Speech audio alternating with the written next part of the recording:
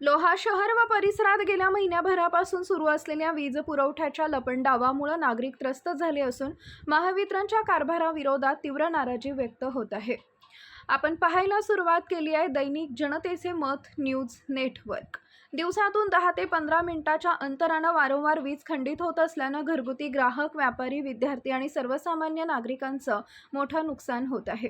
या संदर्भात महावितरणच्या अभियंत्यांशी संपर्क साधला असता सध्या शेतकरी मोठ्या प्रमाणात विद्युत पंपाचा वापर करत असून शेतीसाठी वाढलेल्या वीज वापरामुळे यंत्रणेवर अतिरिक्त भार येत आहे। यामुळे वारंवार ट्रिपिंग होऊन वीज पुरवठा खंडित होत असल्याचं स्पष्टीकरण देण्यात आले। मात्र या स्पष्टीकरणानंतर नागरिकांनी अनेक गंभीर प्रश्न उपस्थित केलेत।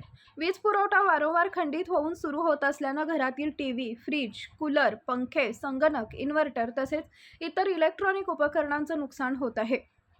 कमी जास्त होणाऱ्या व्होल्टेजमुळे अनेक उपकरणं जळून बंद पडत असल्याच्या तक्रारी नागरिकांकडून करण्यात येत आहेत। नागरिकांचा सवाल आहे की शेतकऱ्यांना वीज पुरवठा करणं आवश्यक असलं तरी त्यासाठी शहरातील ग्राहकांना वेठीस का धरलं जातंय?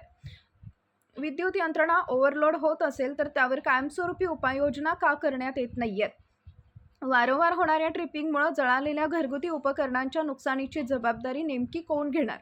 गेल्या अनेक दिवसांपासून सुरू असलेल्या या समस्येमुळे नागरिकांमध्ये संतापाचं वातावरण असून महावितरण प्रशासनानं तातडीनं उपाययोजना करून सुरळीत व दर्जेदार वीज पुरवठा करावा अशी जोरदार मागणी होतीये। नागरिकांचा थेट प्रश्न, ओव्हरलोड हे कारण असू शकतं, पण वारंवार वीज खंडित होऊन जळणाऱ्या उपकरणांची भरपाई कोण करणार? विजेचा लपंडाव सुरूच, ओव्हरलोडचं कारण सांगून महावितरणची जबाबदारी संपते का? वारंवार ट्रिपिंगमुळे इलेक्ट्रॉनिक साहित्य जळत असल्याच्या तक्रारी नागरिकांचा संतप्त सवाल।